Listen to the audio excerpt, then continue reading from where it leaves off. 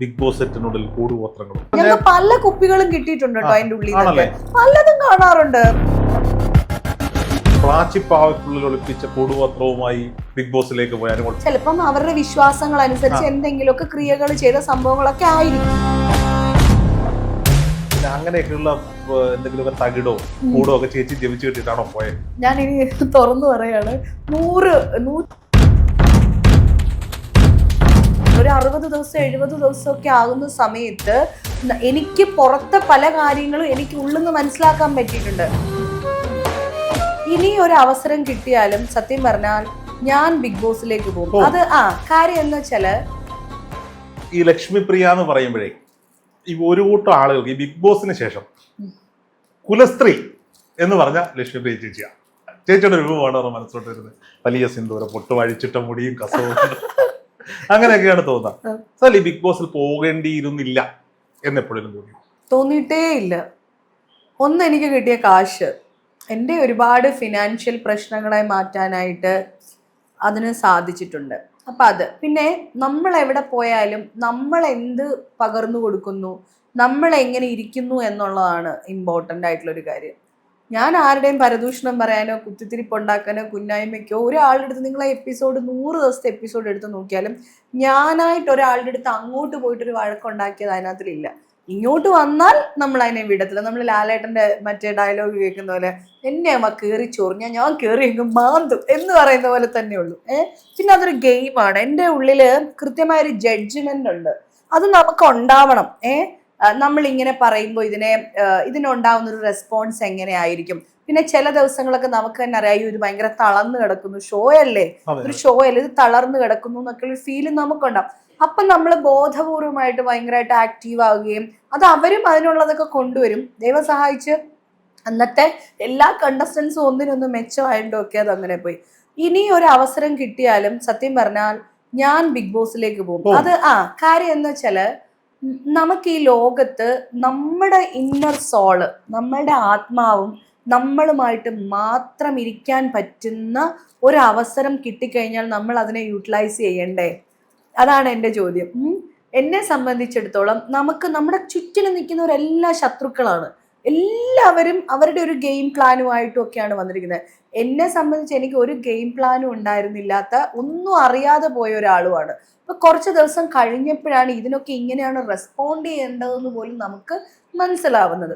അപ്പോൾ എല്ലാ ചോദ്യങ്ങളും ഉത്തരങ്ങളും നമ്മുടെ ഉപാസനാമൂർത്തി, നമ്മുടെ ഇന്നർ സോളിനോടാണ് നമ്മളീ സംവദിച്ചുകൊണ്ടിരിക്കുന്നത്. ദൈവമേ, നമുക്ക് അവരെ വിശ്വസിക്കാവോ, അവരോട് അത് പറയാവോ, ഇങ്ങനെ ചെയ്യാമോ, എങ്ങനെയാണ് നിൽക്കേണ്ടത്, എന്താണ് ചെയ്യേണ്ടതെന്നൊക്കെ. അപ്പോൾ നമ്മൾ സാധനയിൽ ഇരിക്കുമ്പോൾ, എൻ്റെ ആ എപ്പിസോഡ്സിൽ തന്നെ പറഞ്ഞിട്ടുണ്ട്, ഞാൻ ഏറ്റവും എൻ്റെ സുഹൃത്തുക്കളെന്ന് വിചാരിച്ച ഒരാള് വളരെ ഫേക്ക് ആയിട്ടുള്ള ഒരു രാജാപാർട്ട് വേഷമൊക്കെ കെട്ടി നടക്കുന്നു എന്ന് ഞാൻ കാണുക. അതിൻ്റെ 2-3 ദിവസം കഴിഞ്ഞപ്പോൾ ആ പുള്ളി ഔട്ടായിപ്പോയി. അതിന് മുന്നേ എന്ന് പറഞ്ഞാൽ ജാനകി എന്ന് പറഞ്ഞ ഒരു കുട്ടീനെ ശരിക്കും പറഞ്ഞാൽ ഗത വെച്ചിട്ട് ദേവി അടിച്ചോടിക്കുന്നതായിട്ട് ഞാൻ കാണുവാണ് സാധനം ഇരിക്കുന്ന സമയത്ത്. അവിടെ ഞാൻ എഴുന്നേറ്റ് വന്നിട്ട് ആരോടൊക്കെ ഞാൻ പറയാം, അയ്യോ ജാനകിയെ ഗത കൊണ്ട് അടിച്ചോടിക്കുന്നത് ഞാൻ കണ്ടു കേട്ടോ സാധനം. പക്ഷെ നിർഭാഗ്യവശാൽ ആ കുഞ്ഞ് 2-3 ദിവസം കഴിഞ്ഞപ്പം ആ കുട്ടി ഔട്ടായിപ്പോയി. അതുപോലെ നവീനെയാണ് ഇങ്ങനെ രാജാവിന്റെ വേഷത്തിലൊക്കെ ഇങ്ങനെ കാണുന്ന ആ നവീനും ഔട്ടായിപ്പോയി. അപ്പം എനിക്കിങ്ങനെ കുറെ നമ്മളിങ്ങനെ കാണുന്ന രൂപത്തിൽ നിന്ന് വേറൊരു അനുഭവം നമുക്ക് വരുവാണ്. അതുപോലെ വേറൊരു കുട്ടി ഒരു ഫേക്ക് ദേവിയായിട്ട് വേഷം മാറിയിട്ടൊക്കെ കാണാം. അപ്പൊ എനിക്ക് മുൻ അനുഭവങ്ങളൊക്കെ വെച്ചിട്ട് എനിക്ക് മനസ്സിലായി ഇവരിൽ നിന്ന് ഞാൻ നന്നായിട്ട് ഡിസ്റ്റൻസ് ഇടണം എന്നുള്ളൊരു കാര്യം എനിക്ക് മനസ്സിലാവുന്നു. അതുപോലെ തന്നെ അപ്പം ഈ കുറേ ദിവസങ്ങൾ കഴിഞ്ഞു ഇൻഡ്യൂഷൻസ് ഉണ്ടായിക്കൊണ്ടേയിരിക്കുക. അപ്പം കുറേ ദിവസങ്ങൾ കഴിഞ്ഞപ്പോഴത്തേനും നമ്മൾ ഇവരിൽ നിന്നെല്ലാം വിട്ടു. അതായത് നമ്മുടെ ചുറ്റുമുള്ള എല്ലാ ആൾക്കാരിൽ നിന്നും വിട്ടിട്ട് നമ്മൾ മാത്രം, അതായത് പ്രത്യക്ഷത്തിൽ നമ്മൾ അവരോട് വർത്താനം പറയുന്നുണ്ടാവും, ചിരിക്കുന്നുണ്ടാവും, കളിക്കുന്നുണ്ടാവും. പക്ഷെ നമ്മൾ ശരിക്കും ഞാനെന്ന് പറയുന്ന വ്യക്തി നമ്മുടെ സാധനയുടെ വേറൊരു തലത്തിലേക്ക്, കാരണം നമ്മൾ ഇന്നർ സോളിനോടാണ് നമ്മൾ നിരന്തരം സംവാദനം ചെയ്തുകൊണ്ടിരിക്കുന്നത്. നമുക്ക് എല്ലാ മനുഷ്യർക്കും ആ ഒരു കപ്പാസിറ്റി ഉണ്ടേ. ഋഷീശ്വരന്മാരെന്ന് പറഞ്ഞാൽ ഒരു ദിവസം കൊണ്ട് പെട്ടെന്ന് അങ്ങ് പൊട്ടിമുളച്ചല്ല, ഒരു സാധനയുടെ ബലമാണത്. അത് എല്ലാ മനുഷ്യർക്കും ഉണ്ടാക്കിയെടുക്കാൻ പറ്റും. പക്ഷെ അൺഫോർച്ചുനേറ്റ്ലി നമ്മൾ അത്തരം തിരിച്ചറിവുകൾ കാണുന്നില്ല. നമുക്ക് തന്നെ ഒരു 20 മിനിറ്റോ 1 മണിക്കൂറോ ഒക്കെ മെഡിറ്റേറ്റ് ചെയ്ത് കഴിഞ്ഞാൽ, കൃത്യമായ സമയത്ത് നമ്മൾ മെഡിറ്റേറ്റ് ചെയ്ത് കഴിഞ്ഞാൽ നമുക്ക് ഒരുപാട് നല്ല അനുഭവങ്ങൾ ഉണ്ടാവും. അതായത് ഒരു ചോദ്യം മാധു എന്നോട് ചോദിച്ചാണ്, അമ്മ എല്ലാവരുടെ ഉള്ളിലും ഈ ഒരു പരമാത്മ ചൈതന്യമാണെന്ന് പറയുന്നു. എന്നാൽ പിന്നെ എന്തിനാണ് മനുഷ്യനായിട്ട് ഇത്രയും ജന്മങ്ങള്, ഒരു മനുഷ്യൻ എന്തിനാ, ഇത്രയും മനുഷ്യർ എന്തിനാണ് ഉണ്ടാവുന്നത്? എല്ലാവരും ദേവന്മാരാണെന്ന് അമ്മ പറയുന്നു. എല്ലാവരുടെ ഉള്ളിൽ ആത്മാവാണെന്ന് അമ്മ പറയുന്നു. ആത്മാവ് ഇൻ ദ സെൻസ് കുഞ്ഞു ഉദ്ദേശിക്കുന്നത് ആ ഒരു പരമാത്മ ചൈതന്യമാണെന്ന് പറയുന്നു.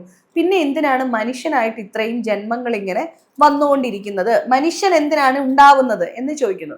അപ്പം ശരിയാണല്ലോ, കുഞ്ഞു ചോദിച്ച വളരെ വലിയ ക്വസ്റ്റ്യൻ ആണ്. അപ്പൊ ഞാൻ അതിനെ കുറിച്ച് മനസ്സിലാക്കി വായിക്കുമ്പോൾ ഞാൻ മാധുവിനോട് പറഞ്ഞു കൊടുത്തത്, ദേവൻ എന്ന് പറയുന്ന ഒരു ഭാവം, ഇപ്പൊ ദേവേന്ദ്രൻ അല്ലെങ്കിൽ ഇന്ന ഇന്ന ഇന്ന ദേവന്മാര്, അവർക്ക് ആ ദേവനായിട്ടിരിക്കാനേ സാധിക്കുള്ളൂ.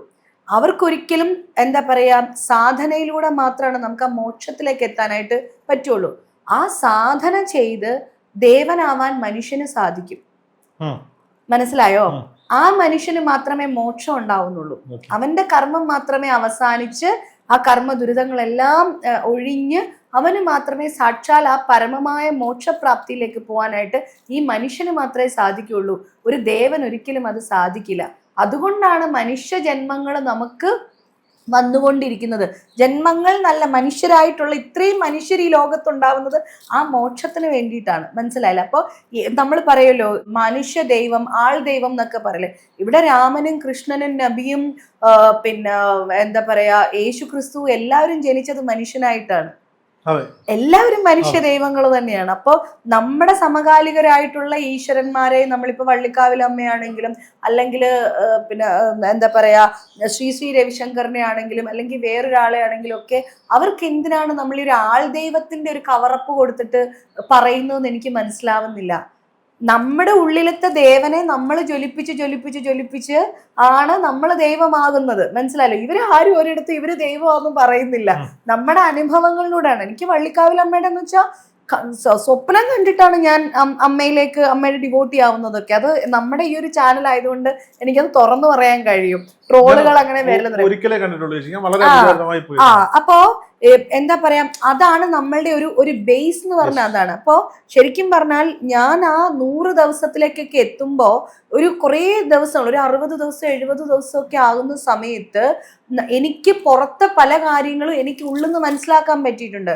ഒന്ന് നമ്മളുടെ ഒരു റിലേറ്റീവ്, അത് കഴിഞ്ഞിട്ട് വന്ന ഇന്റർവ്യൂവിൽ നമുക്ക് മനസ്സിലാവും. എൻ്റെ ആ ചേച്ചി സുഖമില്ലാതെ ഭയങ്കര സീരിയസ് ആയിട്ട് കിടക്കുന്ന ഒരു സമയമായിരുന്നു. അപ്പം ആ സമയത്ത് എനിക്ക് ചേച്ചിയുടെ കാര്യത്തിൽ ഭയങ്കര കൺസേൺ ആണ് ഞാൻ. അതേസമയം വേറെ നമുക്ക് വളരെ വേണ്ടപ്പെട്ട എൻ്റെ ഫ്രണ്ടിന്റെ ആന്റിയും സുഖമില്ലാതെ കിടക്കുന്നുണ്ട്. അപ്പം ഈ 2 കാര്യത്തിലും എന്നാൽ ആന്റി അങ്ങ് ബെഡ് റിഡനോ വേറൊന്നുമല്ല, പെട്ടെന്ന് വന്നിട്ടൊരു ക്യാൻസർ വന്നിട്ട് അത് പെട്ടെന്ന് തെളിഞ്ഞത് മാത്രമേ എനിക്കറിയുള്ളൂ. പിന്നെ എന്താ ഈ ആന്റിയുടെ അവസ്ഥ എന്നുള്ളത് എനിക്കറിയില്ല. അങ്ങനെ ഞാൻ സാധന ചെയ്യുന്ന സമയത്ത് ഞാൻ കാണുകയാണ് ഒരു സ്ത്രീ മരിച്ചു, ഒരാൾ മരിച്ചു. ആ ആളിന് വേണ്ടിയിട്ട് കർമ്മം ചെയ്യുന്നത് എൻ്റെ ഹസ്ബൻഡും ഉണ്ട്, ഉണ്ണിയും ഉണ്ട്. അതായത് ഈ എൻ്റെ ഫ്രണ്ടിന്റെ ഹസ്ബൻഡും ഉണ്ട്, കർമ്മം ചെയ്യുന്നുണ്ട്. എന്നിട്ട് വള്ളിക്കാവിൽ അമ്മ വന്നിട്ട് വലിയ മാലയൊക്കെ ഇട്ട് തന്നിട്ട് വള്ളിക്കാവിലാണ് ഈ ക്രിമേഷൻ നടക്കുന്നത്. അപ്പം എനിക്ക് മനസ്സിലായി സുധയാൻ്റിയാണ് മരിച്ചതെന്നുള്ളത് എനിക്ക് മനസ്സിലാവുകയാണ്. പിന്നെ വേറൊരാളിനെ അപ്പം ഞാൻ ഈ ബിഗ് ബോസ് കഴിഞ്ഞിട്ട് ഇറങ്ങുന്ന സമയത്ത് ആദ്യത്തെ കോൾസ് ഇവരുടെയൊക്കെ ആണല്ലോ. ഞാൻ ചോദിച്ചു സുധയാൻ്റിയുടെ കാര്യം എന്താ ഊർമിള എന്ന് ചോദിക്കുമ്പം ഉടനെ ഊർമിള പറയണം അത് നമുക്ക് പിന്നെ സംസാരിക്കാൻ ലച്ചു എന്ന് പറയാണ്. അപ്പം ഞാൻ പറഞ്ഞ കുഴപ്പമില്ല, സുധയാൻ്റി പോയല്ലേ, ആ മരിച്ച ദിവസവും സമയം വരെ ഞാൻ അവൾക്ക് പറഞ്ഞു കൊടുത്തു. അവൾ ഞെട്ടിപ്പോയി. എന്ന് പറഞ്ഞ പോലെ നമ്മുടെ വേറൊരാളിനെ, ഒരു ഫേക്ക് ആയിട്ടുള്ള ഒരു മനുഷ്യനെ പോലീസ് പിടിച്ചോണ്ടുപോയി. അയാൾ പോലീസ് സ്റ്റേഷന്റെ ബാക്കിൽ പോകുന്നത് ഞാൻ എന്റെ സാധനയിൽ കാണുകയാണ്. മനസ്സിലായില്ലേ? എന്നിട്ട് ഞാൻ ഇറങ്ങി കഴിഞ്ഞിട്ട് ഞാൻ ഇവരോട് ചോദിച്ചപ്പോ അയ്യോ അതൊന്നും പറയണ്ട എൻ്റെ ലക്ഷ്മി, അതൊക്കെ വലിയ കഥയാണ്, ആ പുള്ളിയെ പോലീസ് പിടിച്ചോണ്ട് പോയല്ലേന്ന്. അപ്പം എനിക്കിതൊന്നും അറിയാനായിട്ട് ഒരു മാർഗമില്ല. ഇവര് ഞെട്ടുകയാണ്. മനസ്സിലായോ? അപ്പം എൻ്റെ ആത്മാവുമായിട്ട് എനിക്കിരിക്കാൻ കിട്ടുന്ന ഒരു അവസരം ബിഗ് ബോസ് പോലത്തെ സ്ഥലമാണ്. അല്ലെങ്കിൽ നോക്കൂ രോഹിത, 100 കോള് വരും നമുക്ക് ഒരു ദിവസം, 100,000 പ്രാരാബ്ധങ്ങളാണ്. നമ്മൾ സാധന ചെയ്യാൻ പൂജാമുറി പോയി കണ്ണു അടച്ചിരുന്നാൽ പോലും അമ്മേ ഞാൻ ഇത് എഴുതി കഴിഞ്ഞു, ഇനി എന്താ ചെയ്യണ്ടേ, അമ്മേ എന്റെ യൂണിഫോം അയൺ ചെയ്തിട്ടുണ്ട്, അമ്മേ ടീച്ചർ പറഞ്ഞേ നാളെ A4 സൈസ് പേപ്പർ കൊണ്ടുവന്നത്. 500 കോള് വരും, 500 വിളി വരും. പിന്നെ ബാങ്കിൽ ലോൺ അടച്ചിട്ടുണ്ടാവില്ല, അല്ലെങ്കിൽ നാളെ എന്ത് കറി വെക്കും, പോയി ചെപിക്കാനിരിക്കുമ്പോൾ നാളെ എന്ത് കറി വെക്കും, നാളെ ഇവരെ എങ്ങനെയാണ് തൃപ്തിപ്പെടുത്തേണ്ടത്, നാളെ വർക്കിന് പോയി കഴിയുമ്പോൾ നാളെ പൈസ കിട്ടുമായിരിക്കുമോ, ഇല്ലെങ്കിൽ അത് എന്താവും, ഇങ്ങനെയുള്ള പല പല പല പല വിചാരങ്ങളും ഉണ്ട് അല്ലേ. പോസ്റ്റ്മാൻ വന്ന് ബെല്ലടിക്കും, എന്ത് കൊറിയർ കൊണ്ടുവരും, ഇങ്ങനെ ഗ്യാസ് തീർന്ന വിഷയം ഉണ്ടാവും, ഗ്യാസ് ബുക്ക് ചെയ്തിട്ടില്ലെന്ന് ഓർക്കുന്നത് ഞാൻ സാധനയിൽ ഇരിക്കുമ്പോഴായിരിക്കും. ഇങ്ങനെ പല കാര്യങ്ങളിലും നമ്മൾ ഡിസ്ട്രാക്റ്റഡ് ആയിപ്പോൾ. നമുക്കൊക്കെ കാട്ടി പോയി നമ്മൾ കുടുംബമായിട്ട് ജീവിക്കുമ്പോൾ ഹിമാലയ സാനുക്കളിലൊന്നും പോയിട്ട് നമുക്ക്, അല്ലെങ്കിൽ കാട്ടി പോയിട്ട് താമസിച്ചിരിക്കാനൊന്നും നമുക്ക് സാധിക്കില്ല. എന്നെ പോലെയുള്ള ഒരു കുടുംബിനിയെ, ഒരു വീട്ടമ്മയെ സംബന്ധിച്ചിടത്തോളം അതൊരു നല്ല ഓപ്ഷനാണ്. എന്നിലെ സാധകയ്ക്ക് വളരാൻ പറ്റുന്ന ഒരു മണ്ണ് ബിഗ് ബോസ് ഹൗസിലുണ്ടെങ്കിൽ സമയമൊക്കെ നമ്മൾ കണ്ടെത്തുന്നതാണ്. ലൈറ്റ് അണച്ച് കഴിയുമ്പോൾ, അതായത് നമ്മൾ എവിടെ പോയാലും നമ്മൾ നമ്മളായിട്ടിരിക്കുക എന്നുള്ളതാണ്. അവിടെ എന്ത് കാണിച്ചിട്ടുണ്ടോ, എൻ്റെ ദേഷ്യം കണ്ടിട്ടുണ്ട്, എൻ്റെ കരച്ചിൽ കണ്ടിട്ടുണ്ട്, എൻ്റെ സങ്കടം കണ്ടിട്ടുണ്ട്, എൻ്റെ ജപം, സാധന, ലളിതാ സഹസ്രനാമം ഞാൻ ജപിക്കുന്ന കേട്ടിട്ട് എത്രയോ മനുഷ്യർ ലളിതാ സഹസ്രനാമം പഠിച്ചു എന്നറിയോ, എത്ര കോൾസ് എനിക്ക് വന്നിട്ടുണ്ടെന്നറിയോ. അപ്പം ഇങ്ങനെയെല്ലാം ഞാൻ രാവിലെ കുളിച്ചിട്ടേ ഭക്ഷണം കഴിക്കുള്ളൂ. അപ്പം അത് തന്നെയാണ് ഞാൻ അവിടെയും ചെയ്തിരിക്കുന്നത്. എനിക്ക് എല്ലായിടും വൃത്തിയാക്കി വെക്കാൻ ഇഷ്ടമാണ്. അത് തന്നെ ഞാൻ അവിടെ ചെയ്തിട്ടുള്ളൂ. ഞാൻ 2 നേരം ജപിക്കാറുണ്ട്. അതേ ഞാൻ ചെയ്തിട്ടുള്ളൂ. ഞാൻ ലളിതാ സഹസ്രനാമം ചെയ്തിട്ടായിരിക്കും ഭക്ഷണം ഉണ്ടാക്കിക്കൊണ്ടിരിക്കണേ. അപ്പം ഇതെല്ലാം ഞാൻ അവിടെയും ഫോളോ ചെയ്തിട്ടുണ്ട്. എന്നിൽ നിന്നും ഒന്നും അടർത്തി മാറ്റി ഞാൻ നിന്നിട്ടില്ല. എന്തായാലും പൈസക്ക് നമുക്ക് 100 ദിവസം പൈസയും കിട്ടി. എന്റെ പൈസ ഹാപ്പി. കാര്യം അവിടെ ഇങ്ങനെ ചെറിയ ബോട്ടിൽസ് ഒക്കെ ഇങ്ങനെ വെച്ചിട്ടുണ്ട് കേട്ടോ. കാരണം ഇതൊരു സെറ്റാണല്ലോ. ചിലപ്പം അവരുടെ വിശ്വാസങ്ങൾ അനുസരിച്ച് എന്തെങ്കിലുമൊക്കെ ക്രിയകൾ ചെയ്ത സംഭവങ്ങളൊക്കെ ആയിരിക്കാം. അതെനിക്ക് മനസ്സിലാവും. കൂടോത്രം എന്നൊക്കെ പറയാം. ഇവരൊക്കെ പറയുവേ ഇത് ഭയങ്കര നെഗറ്റീവ് എനർജിയാണ് ഇവിടെ. എനിക്കൊരു നെഗറ്റീവ് എനർജി, എനിക്കിതെല്ലാം പോസിറ്റീവ് ആയിട്ടാണ് തോന്നുന്നത്. ഞാൻ ആ ചോദിച്ചിട്ട് ഭീകരമായിട്ട് ചേച്ചിയോട് ചോദിക്കാൻ വെച്ചതാണ്, ബിഗ് ബോസ് സെറ്റിനുള്ളിൽ കൂടുഗോത്രങ്ങളുണ്ടോ? കാരണം എനിക്ക് ഹൈലൈറ്റ്സ് ഇടാൻ വേണ്ടിയ സാധനം വേണം. എനിക്കങ്ങനെ ഫീൽ ചെയ്തിട്ടില്ല.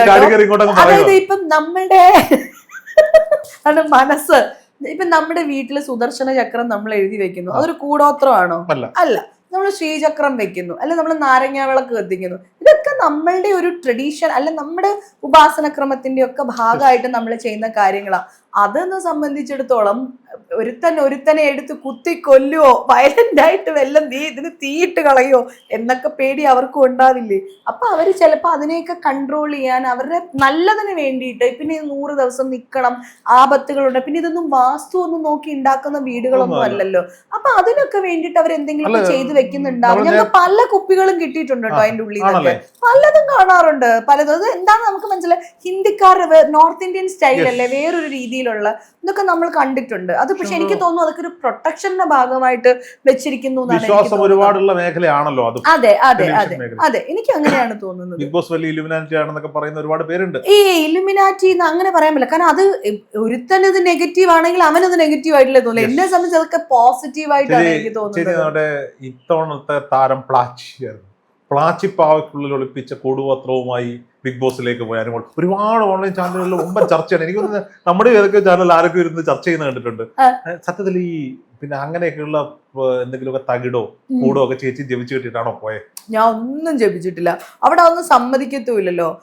എന്താ പറയാ, ഇതൊക്കെ രുദ്രാക്ഷം ഇങ്ങനത്തെ സാധനങ്ങളൊക്കെ എപ്പോഴും ഞാൻ ഇടുന്നതാണ്. പക്ഷെ അതൊന്നും ക്യാരി ചെയ്യരുതെന്ന് അവർ പറഞ്ഞിട്ടുണ്ടായിരുന്നു. അതെല്ലാം റിമൂവ് ചെയ്തിട്ടാ പോയത്. അതുപോലെ ഒന്നും ഒരു ബിലീഫ്സും നമ്മള് കീപ്പ് ചെയ്യാൻ പാടില്ല എന്നുണ്ടായിരുന്നു. അപ്പൊ അതൊന്നും ഞാൻ കൊണ്ടുപോയിട്ടില്ല. പിന്നെ എനിക്ക് എല്ലാ ദിവസവും ദേവിക്ക് വേണ്ടിയിട്ട് ഞാൻ ഇനി തുറന്നു പറയാണ്, 101 രൂപ ഞാൻ കോയിനായിട്ട് കൊണ്ടുപോയിട്ടുണ്ടായിരുന്നു. കോയിൻ. അപ്പൊ ഞാൻ പറഞ്ഞത് എനിക്ക് ജപിച്ച് വെക്കാൻ വേണ്ടിയിട്ടാണ്, അമ്മയ്ക്കൊരു സമർപ്പണം. കാരണം ഞാൻ ഡെയിലി പേയ്മെന്റിലാണല്ലോ ജോലി ചെയ്യുന്നത്. അപ്പൊ എൻ്റെ ഒരു കോൺട്രിബ്യൂഷൻ ആയിട്ട് ഞാൻ മാറ്റി വെക്കുന്ന ഒരു സങ്കല്പത്തിൽ അത് ചെയ്യണം എന്ന് എൻ്റെ ഒരു ചേച്ചി പറഞ്ഞു തന്നിട്ടുണ്ടായിരുന്നു. ആശ എന്ന് പറഞ്ഞിട്ട് നമ്മുടെ ഫാമിലി ഫ്രണ്ട് ചേച്ചി പറഞ്ഞു, ലക്ഷ്മി എല്ലാ ദിവസവും ഭഗവതിക്ക് 1 രൂപ വെച്ചിട്ട് ജപിച്ച് വെക്കണം എന്ന്. അതിന് വേണ്ടിയിട്ട് ഞാനൊരു 101 രൂപ കൈ പിടിച്ചിട്ടുണ്ടായിരുന്നു, കോയിൻസ് ആയിട്ട് കേട്ടോ, ഒരു പേഴ്സിൽ. ആ പേഴ്സൊക്കെ അവർ അങ്ങനെ തന്നെ അവർ മാറ്റി അവിടെ വെച്ചു.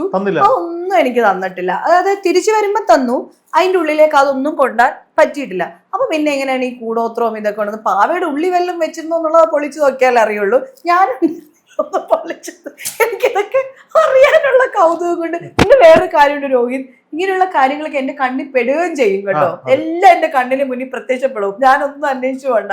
ഞാൻ ഉണ്ടായിരുന്നെങ്കിൽ കൃത്യമായിട്ട് പറഞ്ഞു തന്നെ. ഞാൻ ഇല്ലായിരുന്നല്ലോ. ഞാൻ ആ ഷോ ഈ പ്രാവശ്യത്തെ സീസണും കണ്ടില്ല. സത്യത്തിൽ ഞാൻ ആ പ്ലാച്ചിയും കണ്ടിട്ടില്ല. ഞാൻ ഈ കുറെ തവണ അഖിൽമാരാരുടെ ഇന്റർവ്യൂ ഒക്കെ എടുത്തതാണ്. പക്ഷെ ഈ പ്ലാച്ചിക്കഥ ഇറങ്ങിയ ശേഷം പുള്ളിയെ കിട്ടിയിട്ടില്ല. കിട്ടിയത് ചോദിക്കണം, ഇന്നൊന്ന് മെസ്സേജ് അയക്കണം, മാരാരെ ഈ പ്ലാച്ചിക്കഥ വിശ്വസിക്കുന്നുണ്ടോ? പുള്ളി അത് കൃത്യമായിട്ട് മറുപടി പക്ഷെ ഞാനില്ലേ, എന്റെ ഒരു ഗുരു പോലെ ഒരാള് അയാൾ തന്നൊരു ഷോളൊക്കെ ഉണ്ടായിരുന്നു എനിക്ക്. അത് ഞാൻ നല്ലൊരു കോട്ടൺ ഷോൾ ആയതുകൊണ്ട് ഞാൻ അത് കൊണ്ടുപോയി. അപ്പൊ ഞാൻ അത് എടുക്കുമ്പോ എന്നും ആ ഗുരുവിനെയൊക്കെ സ്മരിക്കുമല്ലോ. എടുത്ത് അത് വിരിച്ചിട്ടായിരുന്നു ഞാൻ അവിടുന്ന് ജപിക്കുന്നതൊക്കെ. അതിനകത്ത് കൂടോത്രമൊന്നും ഇല്ലായിരുന്നു. അപ്പൊ ഇനി ആരും ബിഗ് ബോസിലേക്ക് ശ്രമിക്കുന്നവരാരും ഈ പ്ലാച്ചിക്കഥ കേട്ട് കൂടുപാത്രമായിട്ട് ചെന്നാൽ അവര് പിടിച്ചു മേടിച്ചോടെ. അവര് മേടിച്ചോടൊക്കെ ഒന്നുമില്ല. വിശ്വാസങ്ങളെല്ലാം നല്ലതാണ്. അവരതൊക്കെ സ്കാൻ ചെയ്തിട്ടൊക്കെ ആയിരിക്കും കേട്ടോ. അവരങ്ങനെ ഒന്നും കൊടുക്കും, വെറുതെ പറയുന്നതൊക്കെ. ഒരു ചോദ്യം കൂടെ ചോദിച്ചോണ്ട് ഈ എപ്പിസോഡ് അവസാനിപ്പിക്കാം. ഈ 101 നാണയം കൊണ്ടുപോയല്ലോ, അതേ ഇൻഡു എത്രയായിരുന്നു ചേച്ചിയുടെ ഒരു ദിവസത്തെ? പറയാൻ പറ്റാത്തതാണെന്ന് എനിക്കറിയാം. എന്നാലും അത് ശരിയല്ലല്ലോ പറയുന്നത്.